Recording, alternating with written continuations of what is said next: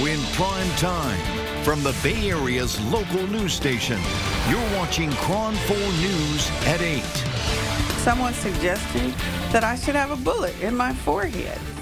Now at 8, Alameda County's District Attorney Pamela Price opening up about some terrifying threats that she's been receiving as she faces intense scrutiny over her policies on crime. Plus, Oakland teachers begin their strike over a contract deal, what parents and students can expect for tomorrow. And Warriors fans fired up at Thrive City tonight as the Dubs try to even up the playoff series against the Lakers. Thank you for joining us here on KRON4 News at 8. I'm Pam Moore. I'm Ken Wayne. Teachers will be back on the picket line tomorrow in Oakland. The Oakland Education Association calling on its members tonight to resume negotiations tomorrow morning. Today was day one of the teacher strike over the lack of a contract deal. KRON4's Catherine Heenan is here now with the latest. Catherine. Well, we knew this strike was being described as open-ended, and yes, it has been confirmed. 7:30 tomorrow morning, both sides expected to be back at the bargaining table. At least that's the plan. The strike continues after teachers spent a day on the picket lines. They are demanding not only more pay and benefits, but they want the school district to tackle citywide social justice problems like homelessness and what they describe as environmental justice. District officials argue that simply is not in the scope of the contract, and it is one of the big problems holding things up. The district also says it is offering a historic compensation package that could increase salaries as much as 22%.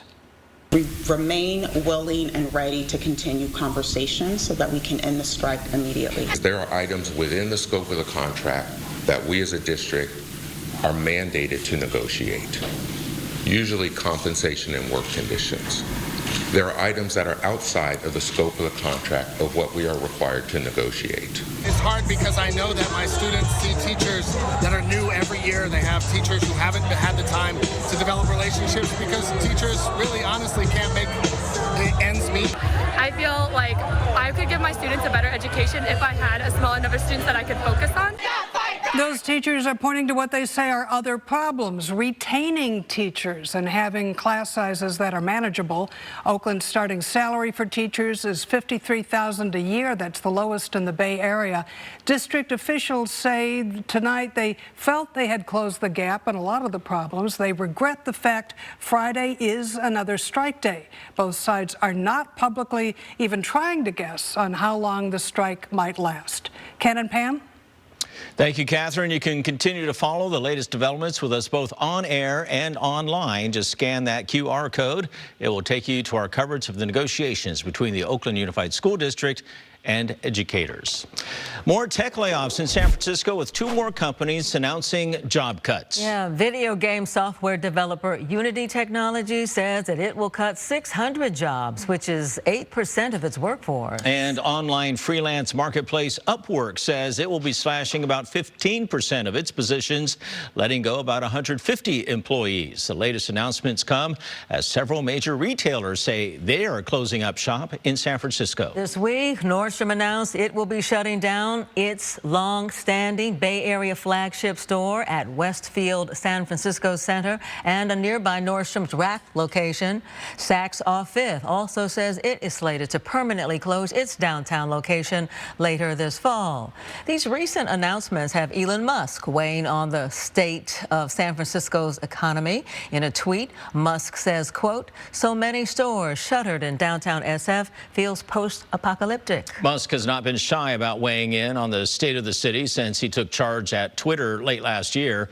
Last month, after the fatal stabbing of Cash App founder Bob Lee, Musk said many people he knows have been assaulted in San Francisco and violent crime in the city is horrific. District Attorney Brooke Jenkins called out Musk's statement, saying they were, quote, reckless and irresponsible. Meantime, though, on the heels of those plans to leave San Francisco's downtown shopping district by the stores, city leaders and community members are doubling down on their efforts to turn the tide. As KRON4's Teresa Stasio reports tonight, one step includes a deal passed by the Planning Commission today. I'm already getting calls. San Francisco Board of Supervisors President Aaron Peskin on legislation passed by the Planning Commission Thursday that he says will deliver strategies to revitalize Union Square. reimagine downtown. We have to streamline aspects of our permitting process. This legislation does all of that.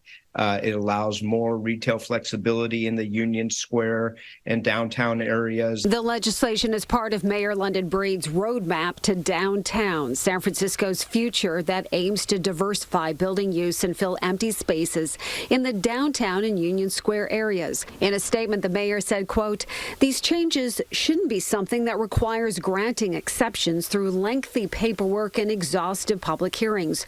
We need to make the process easier for getting our buildings active and full," end quote. It's been a harsh week for San Francisco. On Tuesday, Nordstrom notified the city it was shuttering its flagship location in Westfield Mall and closing Nordstrom Rack. Saks Off Fifth also leaving, as well as Anthropologie. There is no sugarcoating it.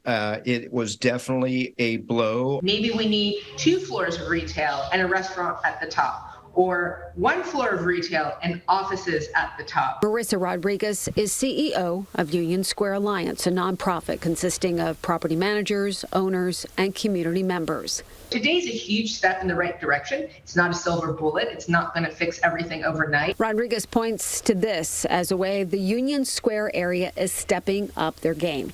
This month, Union Square is embracing all things blooming.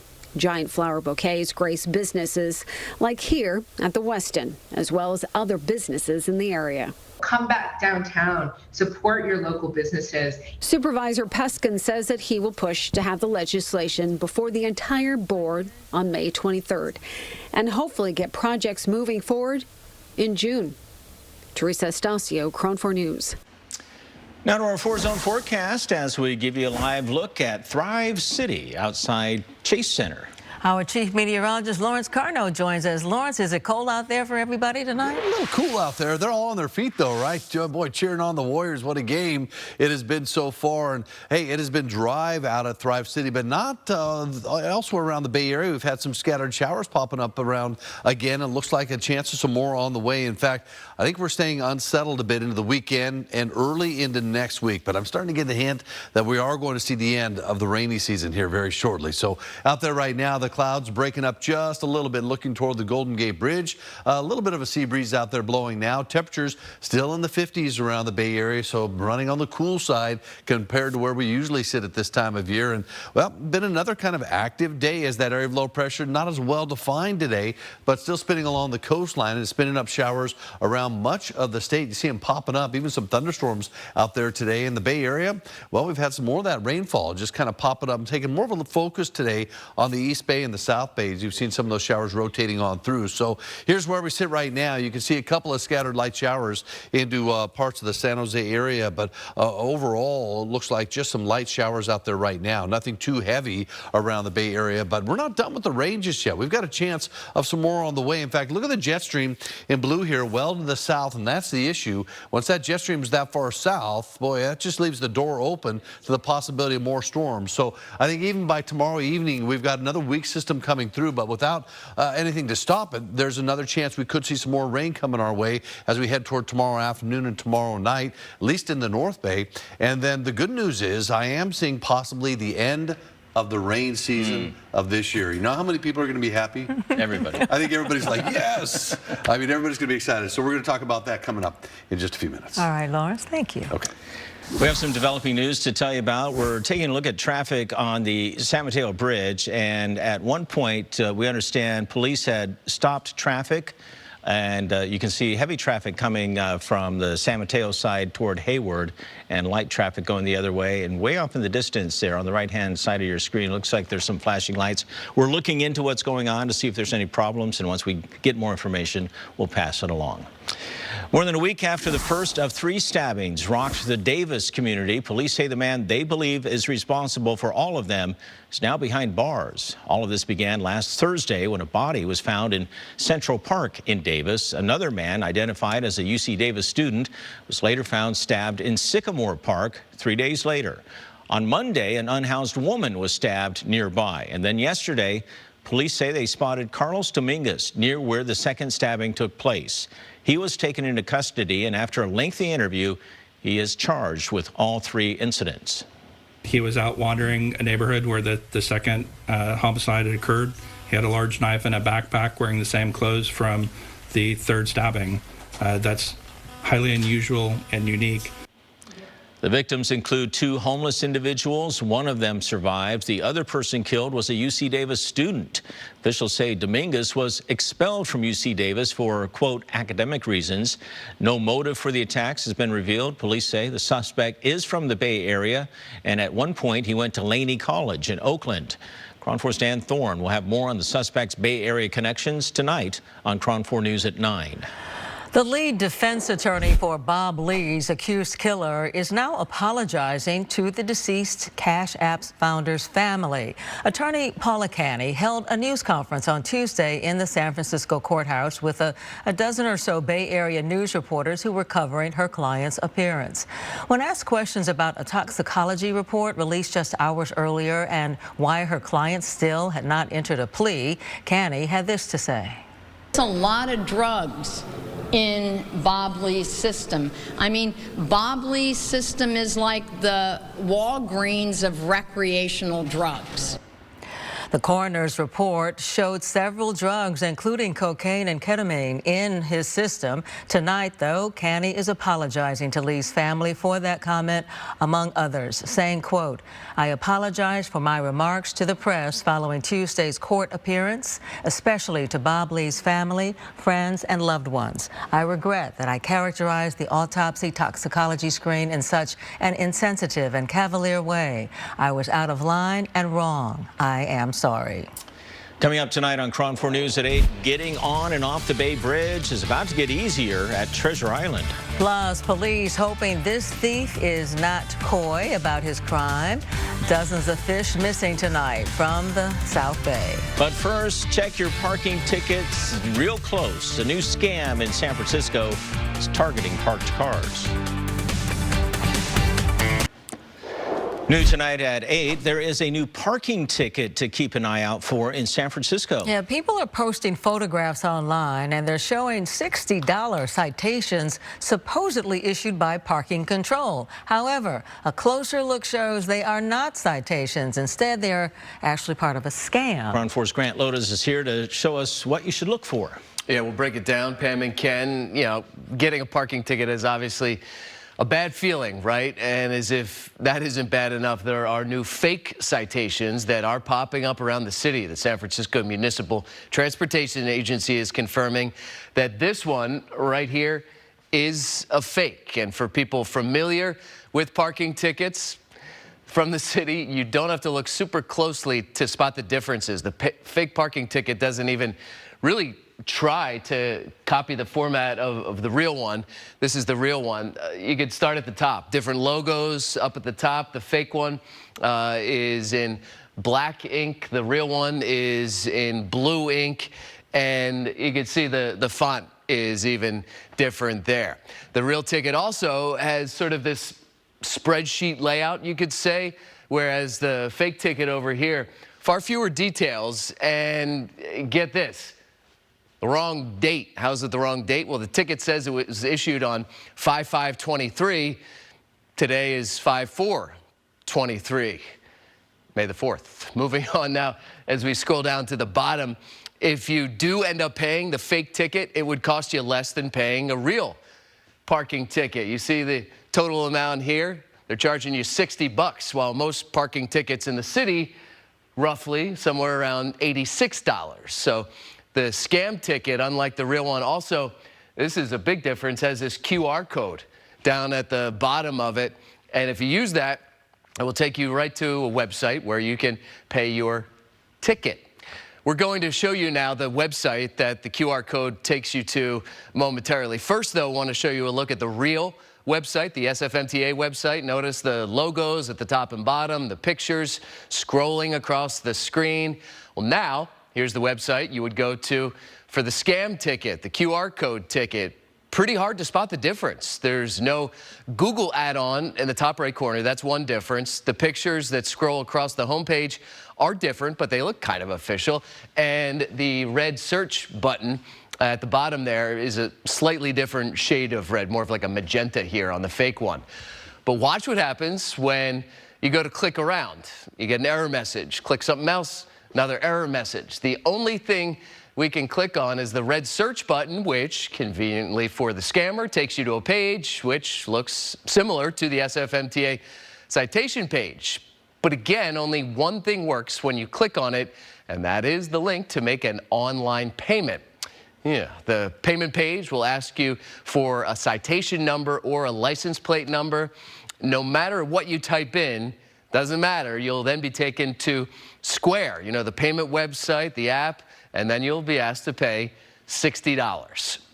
The SFMTA says it has gotten a number of reports about seeing these fake tickets on cars, and parking control officers are on the lookout for them now. They've been told to remove any fake tickets they see.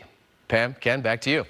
Grant, thank you. Well, we'll take a live look tonight at San Francisco International Airport. A really pretty shot, but you can see the thick clouds or fog in the background there. Yep, Lawrence is here to tell us how things are shaping up for an upcoming weekend. Yeah, this weekend, partly cloudy skies. We do still have a chance of showers in the forecast over the weekend. I think the focus probably overnight, mainly Friday night into Saturday morning. Then a slight chance in the North Bay as we head in towards Sunday. But otherwise, out the door right now, you got those clouds trying to break up just a bit over the city of San Francisco. Still some scattered showers popping up around the Bay Area. Most of that very light in the South Bay and really the extreme parts of the East Bay as well. But overall, the pattern still open to seeing some more storms rolling in. And you can see all the clouds rotating off the coastline around that area of low pressure that's been spinning around the last couple of days. Here's the long-range forecast model for you as we head through time here. By tomorrow evening, there's another weak cold front getting a little bit closer, bringing at least a chance of some showers continuing there into Saturday morning. Then behind that, another weak cold front comes through. Slight chance of a sprinkle North Bay as we get into Sunday. I think a better chance of rain for the Bay Area as we head toward Monday morning. And then again on Tuesday, but that may be it. That may be the last gasp of winter as we're going to see behind that high pressure beginning to build in. I think as we head toward the end of next week, we're going to see those temperatures shooting up into the 70s and probably some 80s by the following weekend. So we've got some nice weather ahead, and let's enjoy it too. In fact, tomorrow, the temperature's not all that bad. We've got a lot of 60s around the Bay Area, and yes, it's going to be running cooler than the average, but I think most of the day tomorrow, except for the late afternoon, going to be dry, and then a chance of showers begin to move in. Saturday, I think a brief chance of showers in the morning, then we dry things out, so it's not going to be a washout for your weekend. And then as we get into next Monday, another chance of a couple raindrops on Tuesday as well. After that, here comes those 70s back in the Bay Area. Dry weather on Wednesday and Thursday. I think some 80s as we look toward Mother's Day weekend. Thank you, Lawrence. Drivers will soon have an easier route to get to Yerba Buena and Treasure Island from San Francisco. A newly constructed off-ramp on the Bay Bridge will be reopened Sunday morning. The original alignment of the ramp was closed almost 20 years ago to accommodate work on the new eastern span of the Bay Bridge and the Southgate Road project. The new eastbound Interstate 80 ramp is located on the far right lane just past the tunnel on the lower deck of the Bay Bridge. And the current existing off-ramp located on the far left lane will remain open for several weeks to let people adjust. Officials say the new off-ramp's design improves safe access by creating separation from the vehicle traffic merging onto the bridge and allowing more space for larger vehicles. It is a big night at Chase Center, and not just for this happy couple. We are live from Thrive City as the Warriors are up against the Lakers.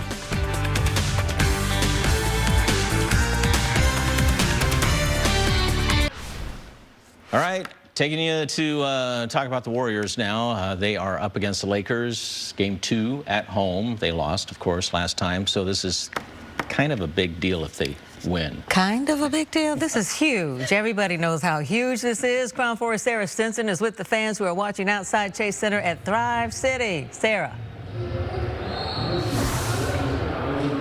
This is what we call an absolute blowout. I am very superstitious, so I will not say it's in the bag. And I think that we all need to slow our roll. There are still a few minutes left in the fourth quarter, but I will say we've been consistently up by at least 25 points this entire quarter. And LeBron James is on the bench. If that doesn't tell you where this game is going, I don't know what will. Take a listen to how pumped up the fans are here at Thrive City.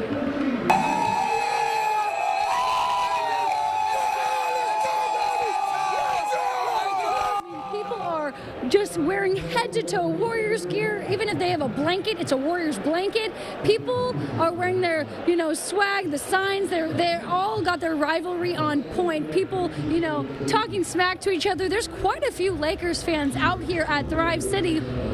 And I was telling you how close this game is, and you can tell that fans are confident because the fans that are in the arena are already starting to file out. I personally would not leave a game that I paid hundreds of dollars for, but I mean the Warriors, time and time again, they are shooting the baskets and they are making it. We've talked about whether LeBron or Curry is the MVP, the GOAT of the NBA.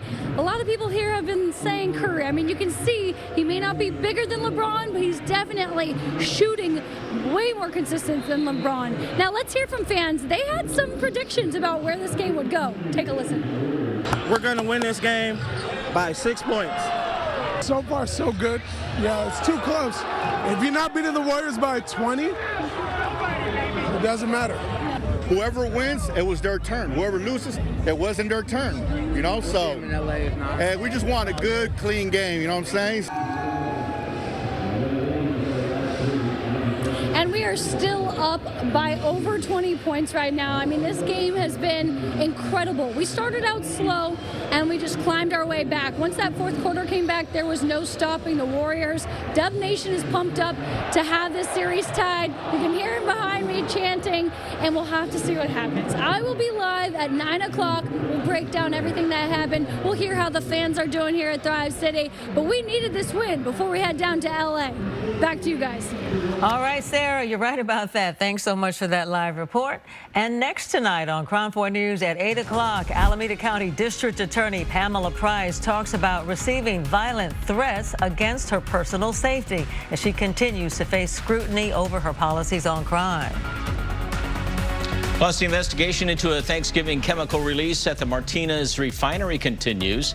How health officials are trying to pinpoint the extent of the toxic fallout. Also, an exhibit in San Francisco's Chinatown highlighting the life and legacy of Bay Area native Bruce Lee. A look back on how he broke barriers in Hollywood while standing up for social justice.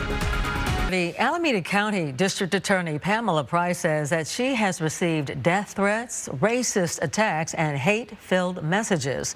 All of this within the short time that she's been in office. These attacks come in the wake of criticism for the DA's criminal justice reform policies. Tonight, she talks about why she's concerned about the messages in an exclusive TV interview with KRON4's Hazik Madyoun.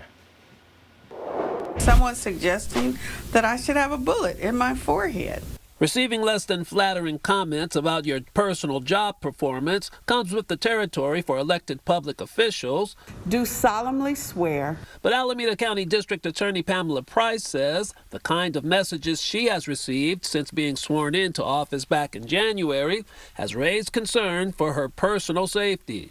Most of the messages are too graphic for television, but here's what I can show you. I pray for the men you keep letting free, comes back and handles you personally. If that's where she lives at, find her and teach her a lesson. You expect criticism. You expect people to have strong views.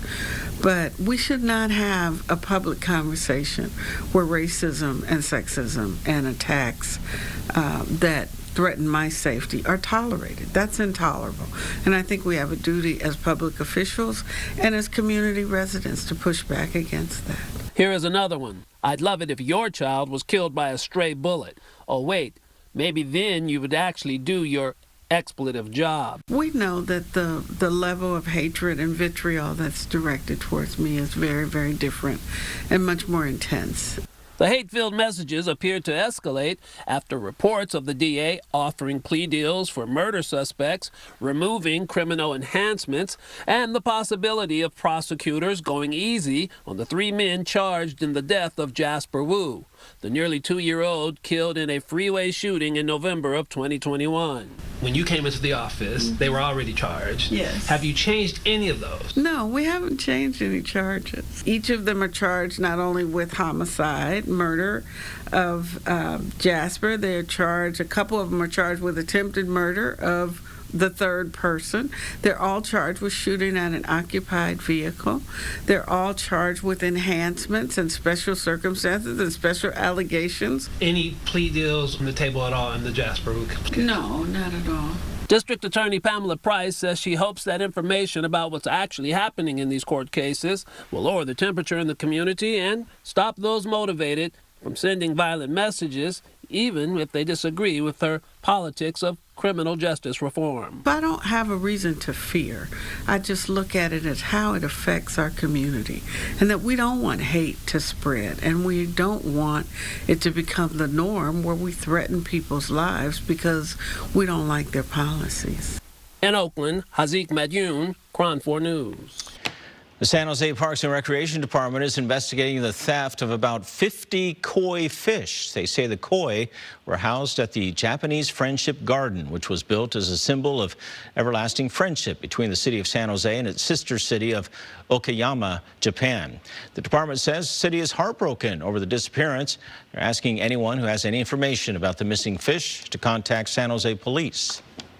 Now to our 4-zone forecast as we give you a live look outside at the Golden Gate Bridge. Boy, the sky certainly is pretty there. Let's check in with our chief meteorologist, Lawrence Carno. We're getting closer to the weekend. What's ahead? Yeah, the weekend, well, kind of iffy a little bit in spots. I mean, I just can't tell you it's going to be perfectly dry out there. There's a slight chance we could see some showers. Now, next weekend, I'm feeling good about that, but we got some work to do before we get there. Out the door, it is kind of a neat evening out there. The sky is beginning to part somewhat as the storm clouds kind of winding down from this area of low pressure that's been spinning around the last couple of days. And yeah, it has been bringing us some unusually cold temperatures. Normal numbers up in the 70s in many spots, even mid-70s. So again, today we're running a good 12, 13 degrees below normal for this time of year. And that cold air now affecting really all of California, even Southern California, feeling the effects with some scattered showers there today and some more snow up in the high country. Right now, things settling down around the Bay Area just a bit. We've got some widely scattered pop-up showers, but that is really about it. The door, though, is still open. We've got these weak systems off the coastline. The jet stream still lagging well to the south, so there's a chance we could see some more rain moving in late in the day tomorrow, really overnight tomorrow night and into Saturday morning, and you'll see it right here on the models as we head through the night tonight, and then things quiet down a bit. Then tomorrow as we head through the day, the good news, commute looks good to start out your day on a Friday, and then as we get toward the middle of the day in the afternoon, well, things start to pick up again. About 6 o'clock or so, you start to see some light showers beginning to pop up, especially in the North Bay. And then as we head through the evening hours, a little bit more activity continuing right into early on Saturday morning. Now, if you sleep in on Saturday morning, you're probably going to miss all the rain, and then it kind of scoots out of town. But then another weak system comes in early on Sunday. Temperatures for tomorrow, let's plan on about 67 degrees in Concord, 67 also in Livermore, 63 degrees in San Jose, cooler 50s out along the coastline. And the next couple of days, not a rain out, but definitely keep that umbrella at hand. And then another chance of rain on Monday and Tuesday of next week, but that may be it. Much warmer weather on the way as we head toward the middle of next week and the following weekend. Thank you, Lawrence. Well, Contra Costa County residents may finally get some answers about a toxic chemical release from a Martinez refinery. The problem started some months ago. Officials are still trying to figure out the environmental damage done by the chemical release. Today, a toxicologist hired by the county has started collecting soil samples from more than a dozen sites, mostly the areas which neighbor the refinery in Martinez and Benicia. And once we review the data, we will be screening it, each sample as its own separate evaluation, and looking at screening levels, comparing them to human health and ecological screening levels. So we're looking at all gamuts of protection. The collected samples will be sent to a laboratory. They will be analyzed for concentrations of metals which could pose a risk to human health, either by skin contact, inhalation, or by eating produce grown in the contaminated soil. Still to come tonight at 8, a special Walk of Fame ceremony to celebrate the life of actress Carrie Fisher and her most famous role. And later, KRON4 is recognizing Asian American Pacific Islander Heritage Month, checking out an exhibit about one of the Bay Area's most famous Asian Americans.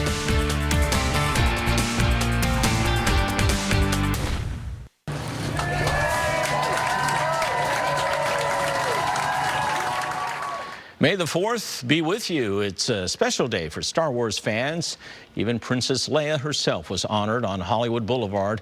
Fans flocked to see the area to get to see Carrie Fisher get a posthumous star on the Walk of Fame. Her Star Wars co-star, Mark Hamill, was in attendance for the ceremony, along with Fisher's daughter, Billie Lourd. But everything would have been so much drabber and less interesting if she hadn't been the friend that she was. My mom used to say you weren't actually famous until you became a Pez dispenser. My mom is a double whammy, a Pez dispenser and has a star on the Hollywood Walk of Fame now. Mama, you've made it. Fisher died in 2016 at the age of 60 of cardiac arrest. Her star is located not far from where Star Wars first premiered back in 1977. And in a galaxy not as far away, Star-Lord and Rocket Raccoon are back in action. Guardians of the Galaxy Volume 3 is in theaters tonight. Fans have been waiting since 2017 for another sequel. Director James Gunn returns to close out his trilogy, which pins the Guardians up against the High Evolutionary, who is a mad scientist driven to create a perfect society.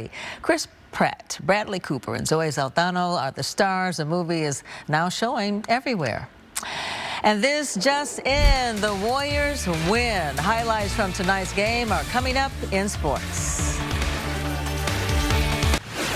KRON4 is kicking off our celebration of Asian American Pacific Islander Heritage Month with a story about Bruce Lee. Yeah, in 1970s Hollywood, not a lot of people looked like Bruce Lee, and even fewer could do what he could do. Pretty much nobody could do what he could do. He was an action star, a philosopher, a trailblazer.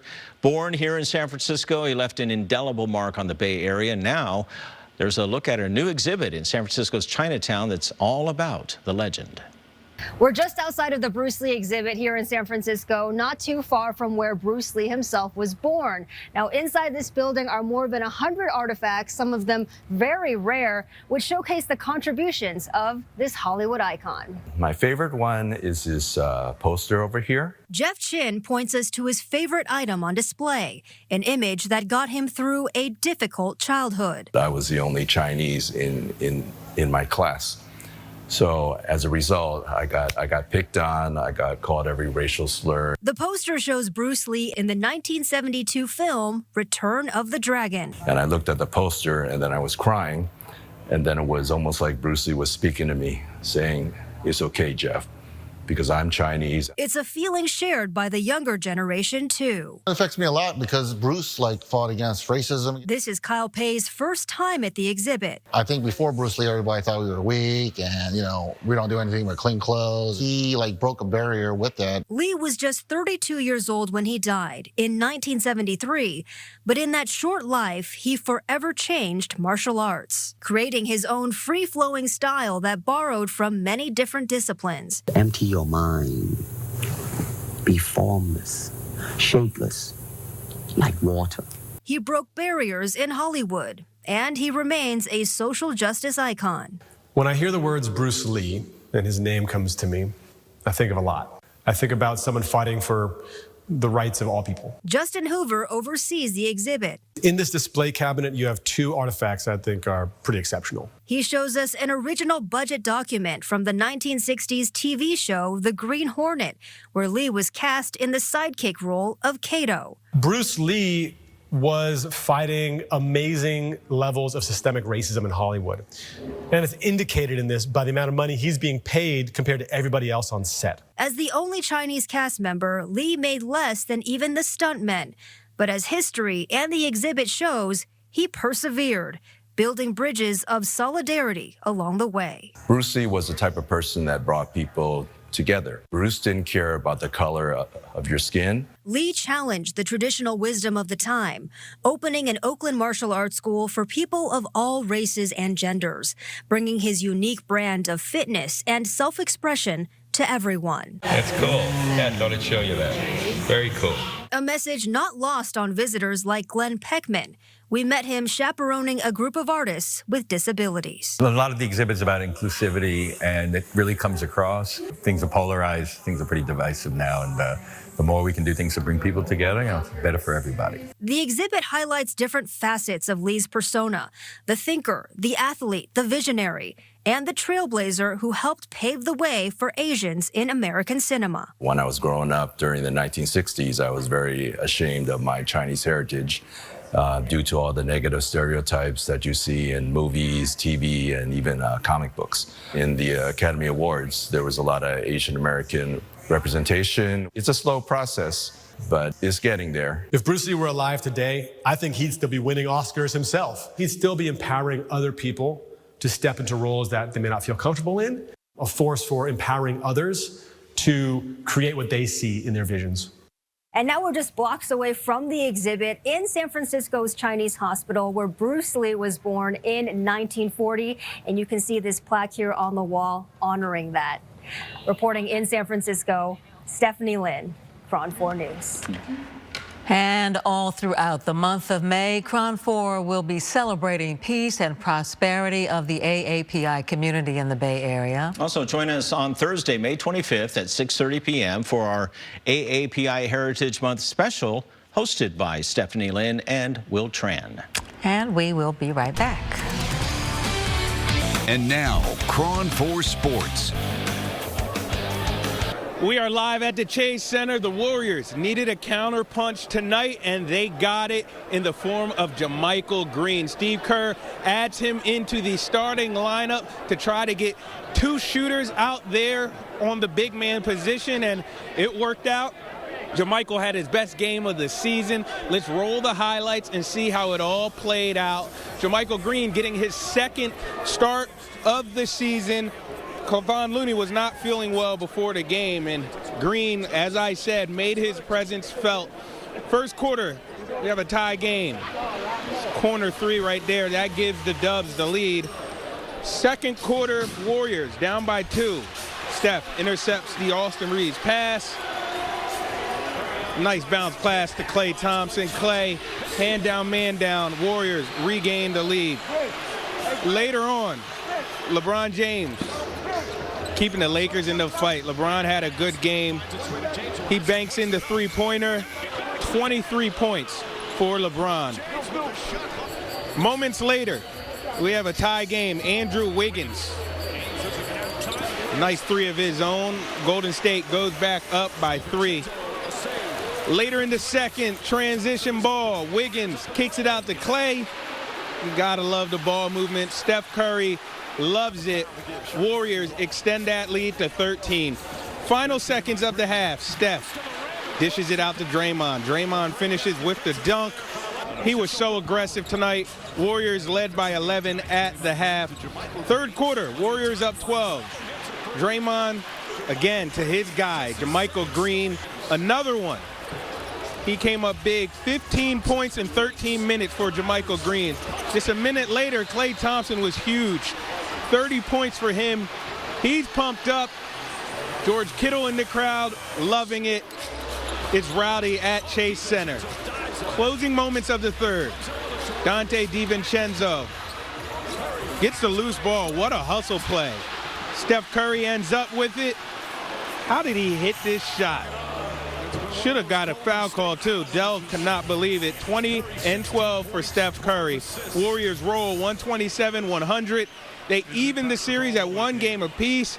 Game 3 in LA on Saturday, 5:30. KRON4 will be there.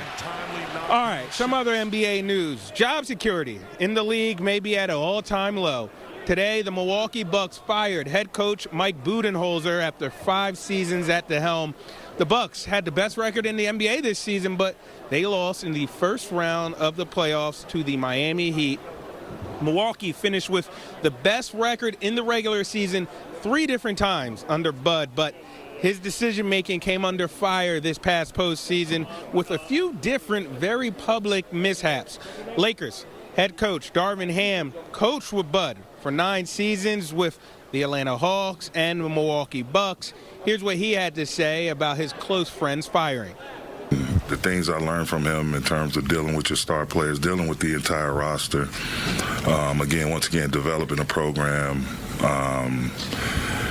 just how much he really cared for his players and want them to be in the best possible zone, spiritually, mentally, physically, in order for them to be able to do what they do at the highest level. And also how he really leaned on his staff and allowed his staff to grow around him. I wish him well in his next endeavor, and you know, outside the realm of sport, basketball, whatever, he and our family for life. So I love him. It's an unfortunate situation, but I know Bud like I do, he'll bounce back when he's ready.